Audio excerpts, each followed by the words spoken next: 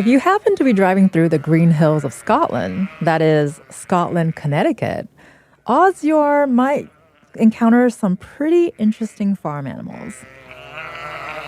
And yes, that's likely to include some sheep, but not just any sheep. Leicester Longwools are a critically endangered breed of sheep, and there's less than 2,000 Leicesters in North America. This is Where We Live from Connecticut Public Radio. I'm Catherine Shen. Today, we're exploring the world of endangered livestock and hear from one local farmer that is working to preserve them. But joining us first this morning is our very own Tess Terrible. Tess is the senior producer of Where We Live, and she visited this farm back in July. Tess, thanks for being here. Thanks for having me, Kat. Well, hearing some sheep noises today, very exciting, and want to hear your original story of wanting to visit this farm. And so tell us about that, and what did you learn from these sheep? Yeah, absolutely. Some of our listeners know that our reporters here at Connecticut Public Radio spend a lot of time what we call in the field, and so I decided I wanted to go to an actual field. Like you were literally in the field. Yes, I was like, I'm going to the field. But this actually started because I am a knitter and I love to knit. And so this kind of combines two passions for me. The fact that I love to knit, and I'm also trying to stay away from fast fashion as much as I can. I'm a big thrifter. And it was kind of a need to explore these two personal passions that I have that led me to wanting to learn more about wool farmers here in Connecticut and how yarn is made. I've been knitting for about 10 years. That doesn't make me a good knitter. It just means I like to do it. And I didn't really get serious about it until the pandemic hit. I've made hats, I've made blankets, and this past year I made my first sweater. And knitting, it definitely takes some time to learn. And when you start knitting, like when you start any hobby, a lot of people choose to work with kind of inexpensive materials. And in my case, that means inexpensive yarn that's made from both acrylic materials or acrylic blend. And this yarn is really great for when you're first starting to learn to knit. It's easy to work with, but as things have progressed for me in my knitting skills, and like I said, I say that with heavy air quotes. Hey, what is good? Yeah, it's true. All subjective. I've started to work with better materials and better yarns to increase the quality of the things I've made. And I've started to think about like where this yarn comes from. And so I do have a few favorite yarn brands, and I really like to purchase my yarns at local craft stores that often sell local spun yarn. We have so many great fiber arts stores here in Connecticut, and we're going to learn more about them this hour. But I've always wanted to like shop local, super local. And I thought, like, what better way to do that and reduce my carbon footprint even more by buying my yarn locally, like from the sheep, right? From the actual sheep. And so I've got this idea in my head that I wanted to make something out of yarn that was spun right here in Connecticut. It's kind of, my idea, the way I view it is it's kind of farm to table, but rather than farm to table, it's farm to knitting needles or crochet hooks. I mean, farm to hand. Yeah, farm to hand. I love that. Love that. Yeah, we'll call it that. Well, and it's been really fun learning about this experience because I think most of us, I'm not a knitter, so this is not my world at all. So this is really fun to learn about is realizing that there is so much here locally and in the U.S. in general, but also here in Connecticut locally. It's amazing to learn that this is something that is available here. And so because of your journey, it took you to Iris Creek Farm. So what brought you to this farm specifically? Yeah, I had done a little bit of research about the farms here around Connecticut. And our listeners should know there's a lot of different farms here in Connecticut that have sheep and spin wool. It's really impressive. But Iris Creek Farm really stood out to me. It is a small local farm. And I got interested in it because they were producing a type of yarn that I'd never seen before, that I've never worked with. And they were raising what they described as a breed of rare sheep. And I've got to be honest with you, Kat, like, I didn't know there were different types of sheep, let alone there were a rare breed of sheep. So I interviewed Carrie Boucher, who we're about to hear here. She's a veterinary technician, and she has a real passion for preserving endangered species of livestock and rescuing farm animals. And so I knew I wanted to go visit her and see what this was all about. Well, we're going to be hearing what it's all about throughout this hour. But first, we're going to be hearing from Carrie Boucher, who's the owner of Iris Creek Farm. So I really wanted to get into, the breeds that kind of needed a boost. And the Leicester Longwolves at the time when I started in 2006 were on the endangered list. So there was back then less than 600, I think, of them in North America. And worldwide, they were less than 2,000. And they've grown since then, but they're still on the list. It was actually back in the colonial times. There are records of them being here with Thomas Jefferson's records and George Washington's. They kept very precise agricultural records. And they had these sheep and loved them and, bred them and crossbred them and that kind of thing. And then when the merino came around, everybody wanted the merino for the wool because they produce a different kind, that very, very, very fine wool, and it's beautiful. But they kind of went by the wayside, the Leicester Longwolves. At one point, there were then none left in North America, and Colonial Williamsburg brought them back in the 90s. So one of the things I love about this is how historic this is, and the fact that there are records from Thomas Jefferson and George Washington having these sheep. So tell us more about this history, because it seems like there's a lot of history with these sheep. Yeah, absolutely. I mean, as Carrie described, there was a point where we didn't have any Leicester Longwool sheep here in North America. The term heritage breeds comes from that these are breeds that date back many, many generations. But they were brought back. When Carrie first started her farm, there were less than 600 Leicesters in North America. This was in 2006. But now there's more than 2,000. So this is really an amazing success story of, preserving the species and even growing it. I mean, 2,000, that's a pretty relatively low population. Mm-hmm. And that's of all of North America. But I think it's really starting to grow, and it's really exciting to me that it's happening right here in Connecticut. Right. And what's exciting too is we're going to be hearing clips of them throughout this hour from the sheep themselves. So can you describe what these sheep were like, and what was it like being on the farm? Yeah, absolutely. I mean, I admittedly have not spent a lot of time around farm animals. And when you think about personifying an animal, like an animal that has a personality and like you have a relationship, I think about a dog or a cat. Sure. Maybe I did not expect to get that from these sheep. And I'm a little skittish around farm animals because I fell off a horse when I was like 4 years old. That will do it. I really wanted to respect their territory, but when you're about to hear, when we entered the pastures, the sheep kind of rushed at us, not in an aggressive way, but they were like coming to greet us. It's like a golden retriever. Yeah, a little bit. Yeah. All right, let's take a listen and hear from the sheep themselves. They might kind of bombard us because they're friendly sheep. They already look so alert, like they know we're... These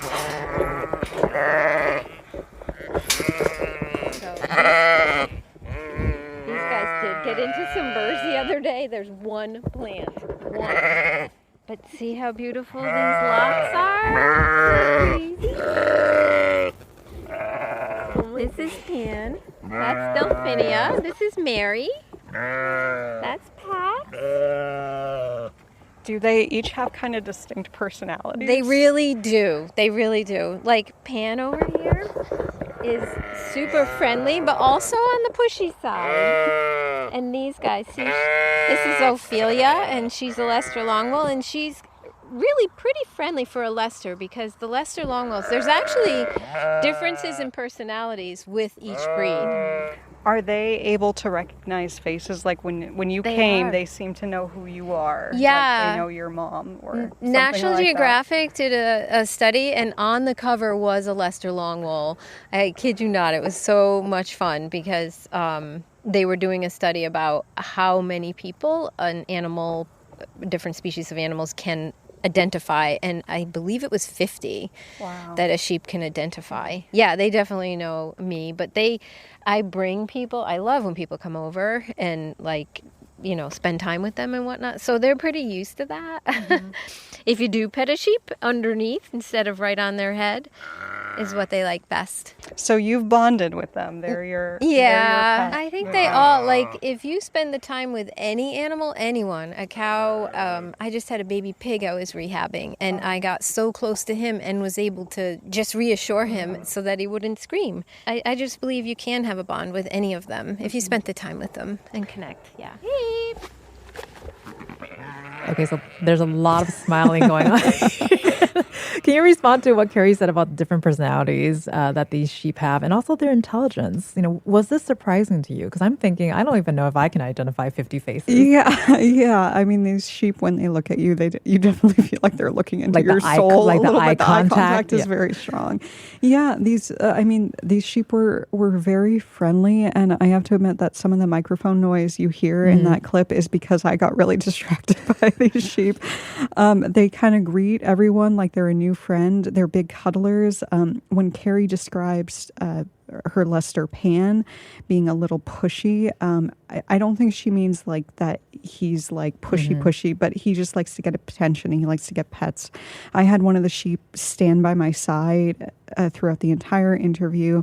And I think like other animals, they just really feed off your energy. I never thought, like I said, of sheep kind of like dogs or cats, that able to recognize faces, able to recognize who their owner is, but they really do. And they are incredibly intelligent animals. You can tell that Carrie has bonded with them and they really know who Carrie is and have great love for her. They're just a lot smarter than we think they are. Right. And a lot of farmers might own sheep for many, many different reasons, including for their meat, but that's not the case for Carrie. Yeah, that's correct. Carrie is really a very passionate animal advocate, and when she started raising Lesters, she always wanted to use their wool to spin yarn. And what's so impressive to me about Carrie is that she's completely self-taught. I mean, spinning yarn, it's not a common skill we have here in Connecticut, but here's what she shared with me about like first learning to shear the sheep and learning to spin wool. So my very first sheep was a crossbred Romney cross, and he was kind of a rescue, my animal background, trying to rescue everything. I didn't know any better, and we had just gotten the farm, and there were burrs everywhere, like everywhere. And this poor guy got him so stuck in his wool that when it came time for shearing, he was just loaded. And a friend down the street said, nobody's going to take that. You won't be able to send it to a mill, which you can't if they're loaded like that. And I said, well, good, I can't ruin it. So I went at it and just washed it and picked it apart and picked all the burrs out and borrowed my sister's spinning wheel and learned how to spin. Okay, like most things, I feel like it's a lot more complicated than you think it is. And it sounds like learning to spin yarn was a lot of trial and error for Carrie. Yeah, definitely a lot of trial and error. And she learned a lot of what she knows. She shared with me that she learned a lot of what she knows through fiber people that actually work with yarn. She said that fiber people are some of the most fun people in the world. I can attest to that. We're pretty fun. And we're going to hear from some of those people later. And a lot of those people, as Carrie has learned to spin yarn and started selling it, they buy it directly from her. It's a really rich community that has passed down this knowledge from generation to generation, and that's pretty cool. Well, and as you started your yarn journey 10 years ago, you say with all of the knitting that you're doing, what did you learn about the process of actually spinning yarn? And did it like surprise you at all? Yeah. I mean, what I was really hoping to get out of this experience and this story was walking away with a sense of awe and respect for our materials and our fibers. And I definitely walked away with that because it takes a long time to go from sheep, spinning the wool, shearing the sheep, and going to creating the yarn, and then that yarn going to an artist to making a piece of fabric or a sweater or a hat. I mean, I really came away with a lot of reverence of how our stuff is made and how our clothing is made. Did you learn how long the process is about? I mean, for the sheep itself, the wool, it takes 12 months for them to grow the wool before it's even sheared. That's a long time for it to go from sheep to spinning to eventually being made into clothing. And so can you give us an idea of what makes this kind of yarn different from what you would typically find in a store? Yeah, definitely. I mean, I've worked with a couple different types of fibers, and some yarns are definitely more delicate. Some are a little bit more hardy. When I go to a yarn store, I usually choose what I work with by feel. This yarn was, it was the combination of being incredibly soft and luxurious, but it was also incredibly strong. I pulled on it with my hands. That's how I usually test fibers when I'm picking out yarn to see if they're going to hold up. And this is really, really tough yarn. it's soft and strong. And yeah, she's had a lot of success connecting with local fiber artists who are interested in using it. And it sounds like we're going to hear more from Carrie about local crafts. Just like with the whole food movement and local, people are looking for local supplies for their different crafts that they do. So I couldn't be happier, and I'm happy promoting everybody else too, because, you know, we're all in it together, and you can only do so much on one farm. So it's good to have the different breeds of sheep as well. What you make with any of these wools is going to last. You really are knitting an heirloom product because it has such durability. You know, I don't want it to seem like I'm just biased to Leicester long wools, because I believe every single sheep out there is a good sheep, and they are all good for different things. You know, There's no bad sheep. I love that. There's no bad sheep. There is no bad sheep. Well, and it sounds like a lot of echoing, I think, between you and Carrie, you being someone who loves to knit and Carrie providing the wool, essentially. So respond to what she has to say here. Yeah, I love what Carrie shared here about kind of like the idea of the farm to table, or as you said earlier, the farm to hand movement. I'm stealing that. Because we're definitely starting to see that a lot right now with yarn. Fiber artists, they want to be working with the best products they can while supporting local. And that's really cool. I love the idea of actually meeting the sheep that my yarn came from. And I was able to do that, which was really amazing. It makes the whole process that much more special. Yeah, and the end product too, right? Absolutely. So we've been hearing about fiber artists a bit, and you've attended an event that's called an open table time in Avon at the Knit and Pearl shop. So tell us about that. Yeah, Knit and Pearls, it's a wonderful shop in Avon that I've been visiting a few years to buy yarn. And I've always known that they've had this thing called open table time. And something you should know about fiber artists is that we are really passionate about a craft. And when you meet another knitter or crocheter, it's meeting someone who's like instantly going to be your best friend. Oh, we love it. Yeah. And so I've made a lot of friends through knitting myself over the years. It's a hobby that brings a lot of people together. And so open table time is basically an open couple of hours where anyone can come to the store and knit around a big table. So we're about to hear from the owner, Susan Debonino, and Kathy Phillips and Dorian Platosh. Those two are knitters, so we're going to hear from all of them. So a couple of days a week we have open table time where people just come in and sit and knit, and they'll get some help, but they just really are coming here for community, camaraderie. I taught myself, I'm left-handed, so I taught myself looking in a mirror how to knit, and picked up trying to crochet and taught myself how to crochet left-handed. So I can't teach anyone because I'm left-handed, and I crochet backwards. We didn't have kindergarten where I lived, and so my mother thought it would be important for me to learn. So I learned knitting and counted cross stitch and a little bit of quilting, and so I do a little bit of everything. I remember my mother, she made a hat, knit two, purl two, and then at the top she took, it was a circle, and she brought it and made it like three little things and put pom-poms on it. And that's when I wanted to knit, because I thought that was the greatest thing ever. And I got, the hat was gray and the pom-poms were white. Is it different knitting in community rather than knitting by yourself at home kind of thing? Yeah. Because you learn things, or somebody's making something and it's like, oh, where did you get the pattern for that? Or People will share ideas, like one person's making something, the other person's like, oh, I want to make it, or they learn from each other. And honestly, sometimes people come and I don't think they even knit much because it's more social, They're my best friends. We would, do anything for each other. At our age, there's not a whole lot. I don't want to go to a senior center, so this is fun. And everybody, we all help each other. Okay, there's so much smiling, I feel like, just throughout this. Not the first time I'm saying this already. It sounds like you've heard from some pretty passionate fiber artists. Yes, I have definitely heard from some pretty passionate fiber artists. You heard from Kathy there, who told me she was in knitting for 70 years. You heard from someone who said that she didn't have kindergarten growing up, and so this is the education her mother gave her. And that makes a lot of sense to me, right? When you are knitting, when you were crocheting, you need reading comprehension skills. You need to have some skills in mathematics. When I am knitting a new project, I definitely wish I paid a little bit more attention in algebra than I did. Never too late. Yeah, absolutely. So what's next for you? So I'm really excited that the Connecticut Sheep Wool and Fiber Festival is happening next April. I'm going to continue to visit sheep farms across Connecticut this fall and spring, and hoping to connect with more of them and be at the festival next year to see what's going on. And we can absolutely expect a follow-up to this conversation. Are you working on any special knitting projects? Yes, I'm working on a baby blanket right now. Yeah. That's so cute. We love it. Well, you've been listening to Tess Terrible, who's our amazing senior producer here on Where We Live. Thank you so much, Tess, for being on the show today. Thank you so much, Kat. And coming up, the world of rare and endangered livestock goes far beyond sheep. We hear what's being done to preserve these breeds.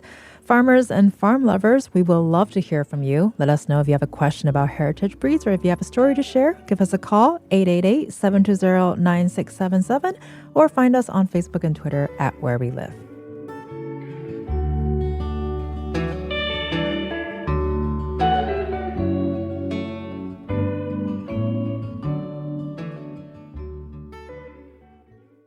This is Where We Live from Connecticut Public Radio. I'm Catherine Shen. We just heard from Carrie Boucher, who's a farmer and veterinary technician raising Leicester longwool sheep here in Connecticut. And we've also heard from the sheep themselves. So this very rare breed of sheep is known as a heritage breed. More farmers are considering bringing in heritage breeds to their land. And here to talk more about this is Mackenzie White. She's the Diversified Livestock Extension Field-Based Specialist at the Yukon Extension College of Agriculture, Health, and Natural Resources. Mackenzie, thank you so much for being here today. Thank you so much for having me on the show. And also with us is Jeanette Berenger. She is the Senior Program Manager at the Livestock Conservancy, which is a nonprofit organization working to protect endangered livestock and poultry breeds from extinction. Jeanette, thank you so much for being on Where We Live today. My pleasure. Thank you for having me. And listeners, let us know if you have a question about livestock, heritage breeds, or agriculture. We would love to hear from you. Give us a call, 888-720-9677, or leave us a comment on Facebook and Twitter at Where We Live. So, Jeanette, we've been hearing the term heritage breed a bunch earlier. Could you help define that for us? Yeah. When we talk about heritage breeds, we talk about animals that have been around the U.S. for a very long time.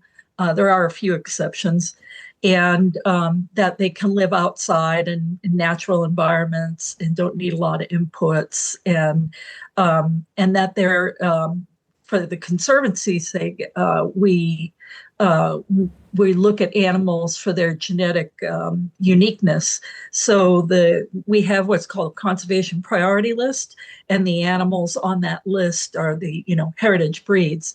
And every breed on that list, should it go away tomorrow, could not be recreated genetically.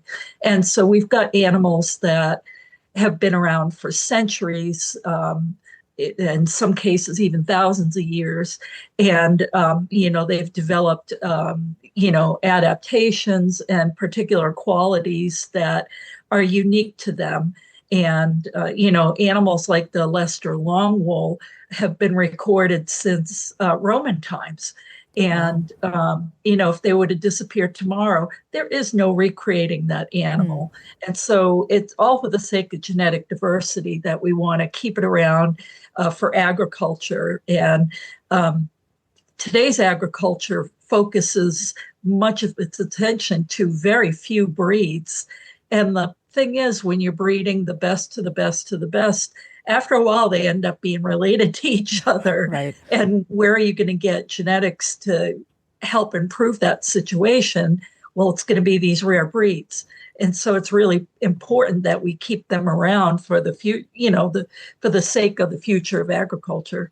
Well, and as Tess mentioned earlier, she was surprised to learn that there are many breeds, let alone there are endangered livestock. So are people surprised when they learn that there are livestock that are endangered? A lot of people are. We've got a terrible disconnect between what's on farms and what's on our tables or on our backs. Right. And everybody thinks a cow is a cow or a sheep is a sheep. And, when they realize there are many more different varieties and each of them have their own purpose. With sheep, their wools vary dramatically. With Leicester longwool, you were talking about how strong that wool is. that is a premium wool for rug making. And, all of the, great tapestries in Europe and elaborate rugs, they weren't made with merino. I can assure you, they were made with animals like a long wool because they are durable and they're going to last for centuries. Well, and you mentioned Leicester Longwool, which is a sheep breed that we've been talking about this hour, and heard from Carrie Boucher earlier, and she talked about how each breed has different benefits. And as you mentioned just now, how it's important to keep a diversity of these breeds. Now, what are some of the benefits of having a diverse breed of livestock?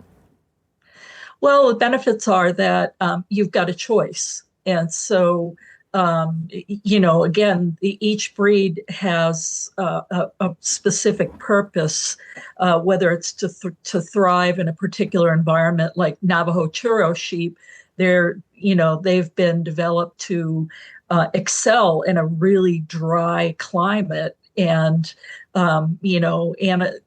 commercial sheep could never thrive there. They need a lot of inputs. Or you've got Gulf Coast native sheep, and they have adapted for hundreds of years in that environment, and they're parasite resistant. They're resistant to hoof rot, and they can thrive in hot, humid climates, which for most sheep wouldn't be possible. But these animals have been there for hundreds of years, and they do really, really well.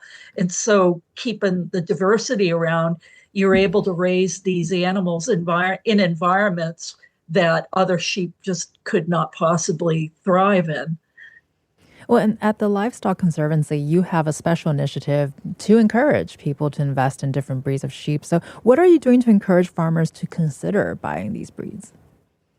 Well, we have this great program called Shave 'em to Save 'em. And what it does is link fiber artists with fiber providers. And the whole point is to try and get fiber artists to try these different wool types and see that, there's so much more out there than just merino or commercial sheep. And we've got over 4,000 fiber artists that have signed up for it. And what happens is they get a little passport book, and every page in the passport is for a different breed. And so when they purchase wool from a fiber provider, and the minimum amount's only 4 ounces. So, some of this wool is really hard to come by, but, if it's packaged in 4 ounces, then, it's more people can get it.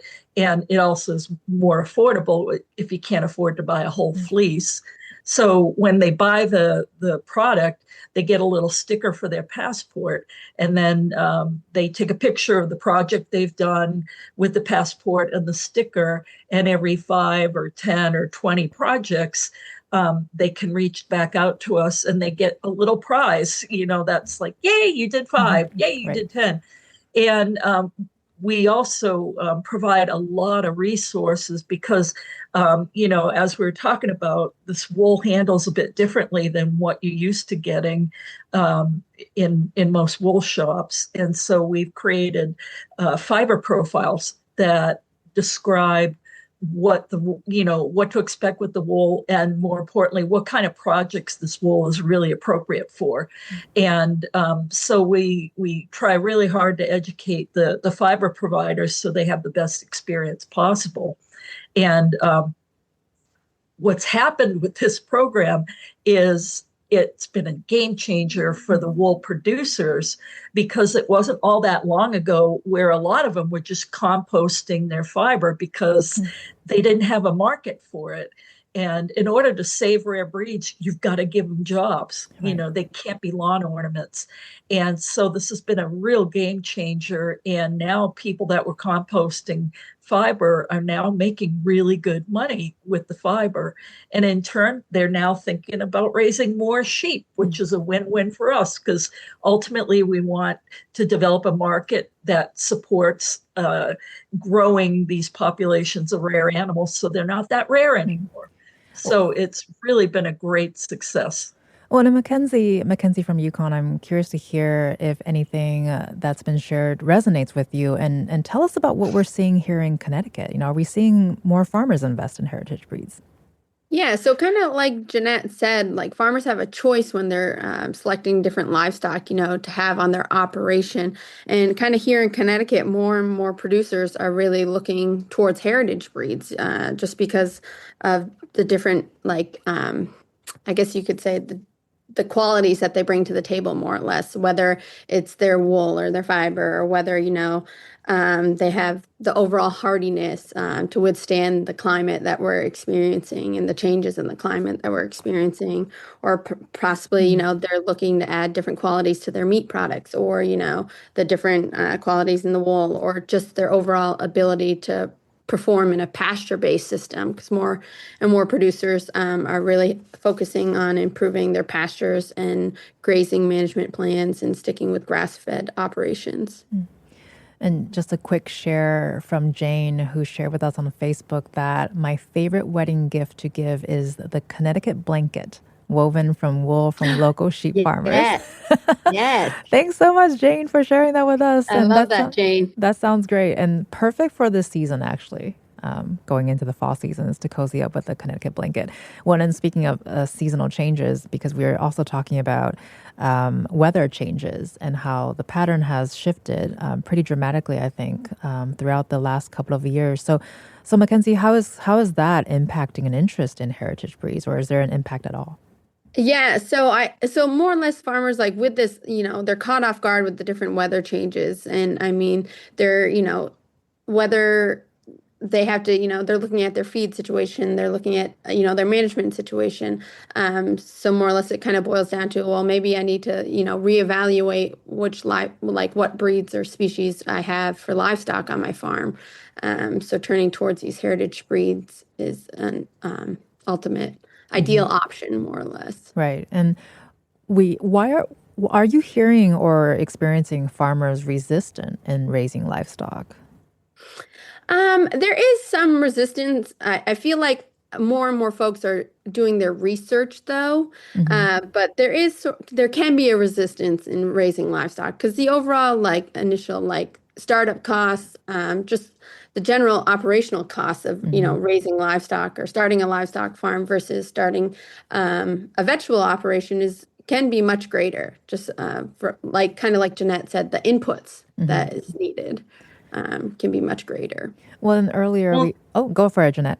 I was going to say one of the great things about heritage breeds is they integrate really well into production systems. Like here, we have, cut flour operations, and turkeys integrate really well in that, because the only bug a turkey won't eat is the one it can't catch. And so they're really beneficial for operations like that. Or we've got a lot of solar grazers that are using heritage breeds, because some of the heritage breeds are small, and they can still take care of business, but they're not quite as big, and they're more comfortable in that enclosed area. And so you've got a lot of options with heritage breeds. You do. Well, and then I think, Mackenzie, earlier you had shared that more farmers are looking into this, and maybe Jeanette, if you want to echo here or counter it, are you seeing more farmers open to bring in those heritage breeds for the reasons that you just listed?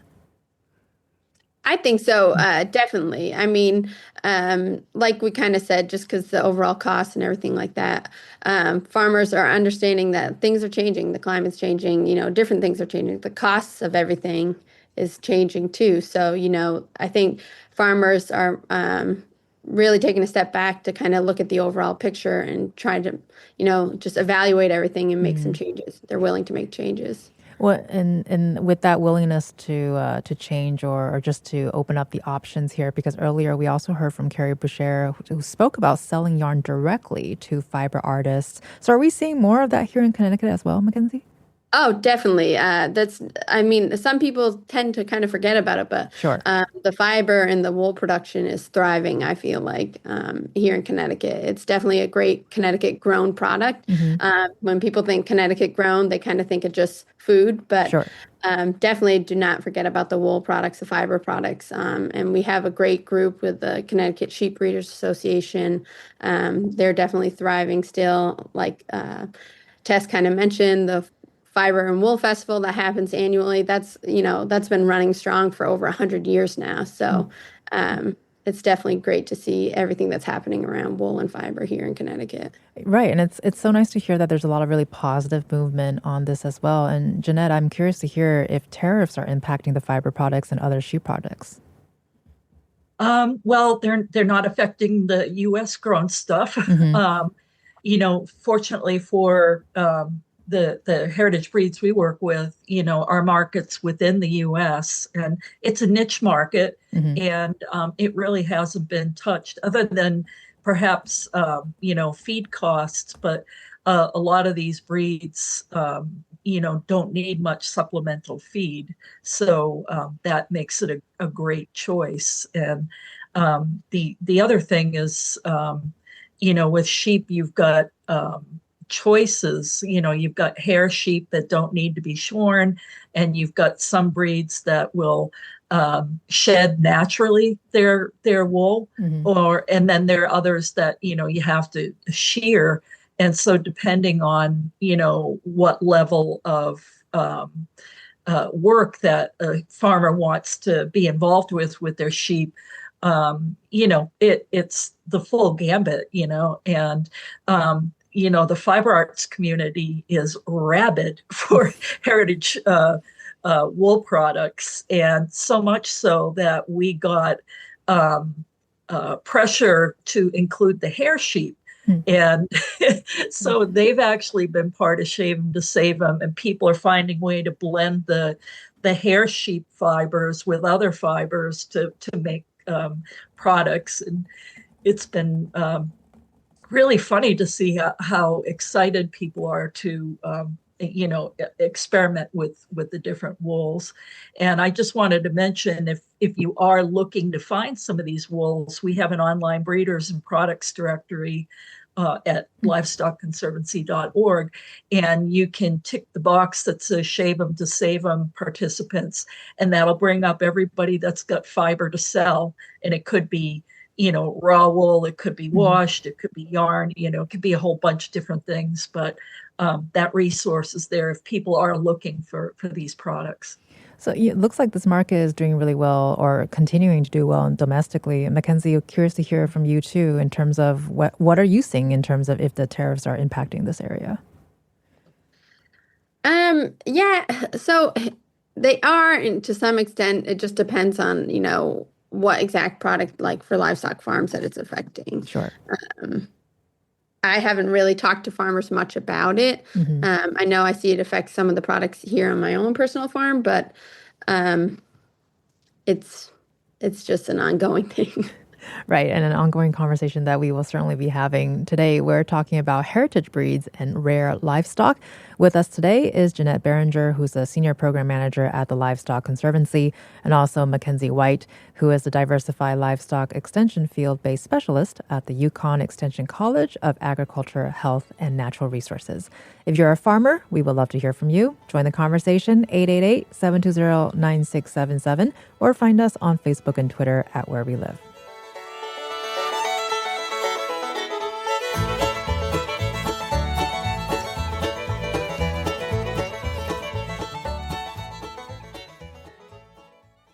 This is Where We Live from Connecticut Public Radio. I'm Catherine Shen.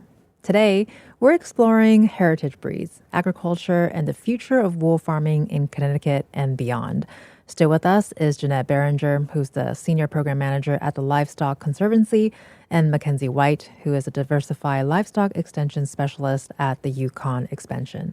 So, Mackenzie, as we mentioned earlier, going into the fall, it's a really busy time for fall agriculture and tourism. So what are we seeing around our state?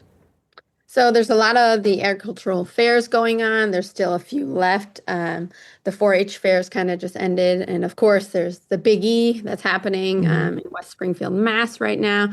So that's pretty huge. That brings a lot of actual sheep breeds to the event. But here in Connecticut, you still see like farmers markets thriving. You still see, on-farm agritourism events, of course. So there's a lot of good things that are happening here, right here locally in our state. Well, you just mentioned there are a few left, so I'm kind of freaking out that we are already at the end of September going into October. And because of the fall fairs are so popular for people to go to, especially here in Connecticut, there are so many opportunities for agriculture education for new and future farmers. So are we seeing more of that specifically to wool farming? Yeah, definitely there. You definitely see the new younger generation coming up, especially through the 4-H programs. However, you also just see a lot of new and beginning farmers. I don't want to put an age on that, that's for sure, Sure. but you definitely are seeing more and more folks getting involved in sheep and wool, of course. Right. And it seems like we've been having a lot of conversations throughout the last couple of years with people who are more interested or have a newfound interest in farming or just being in the field or learning about where their food or products are coming from. So are there any advice that you would give to farmers or aspiring farmers who are interested in investing in livestock? Definitely, yeah, of course. I mean, there's plenty of great resources we have here in Connecticut, especially with Yukon Extension.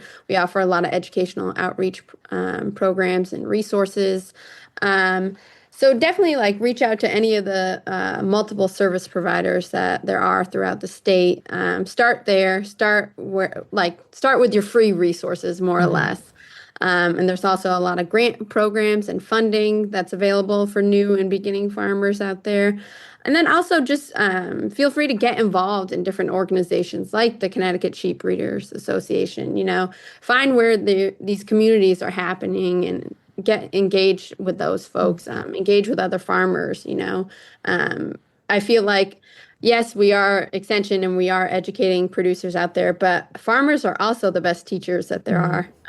So don't hesitate to, kind of connect with your local farmer or just some of the farmers across the state. Absolutely. And doing a little rewind here for Jeanette, curious to hear from you. What brought you to this area of work to begin with? Where does your passion for livestock come from? It actually comes from in my previous life, I was a professional zookeeper, and of course, did a lot of work involving the conservation of rare species of exotic animals. And I actually worked at the zoo in Providence, Rhode Island, so you're in my backyard. Right. And one of the areas that I was in charge of was the Heritage Breeds Farm. And, I talked earlier about, disconnect with what actually happens on farms. I cannot tell you how many times, kids would come running into the farmyard and they saw a couple of cows with horns and they're like, oh, wow, I'm wearing red. It's a bull. They're going to get me. And I'm like, no, they're not bulls, or, they go to the rabbit pen and scream, oh my God, it's a bunny rabbit. Like when I was a kid, we had rabbits in our schoolrooms. It wasn't that big a deal. I'm not going to lie. I'm one of those people that whenever I see a bunny or a chipmunk, it's as if I've never seen one before in my life. But, when I retired from the zoo, I started really young. So I was only about 40 when I retired. And I obviously wanted to do something new. And I ended up getting connected to the Livestock Conservancy. I knew about them.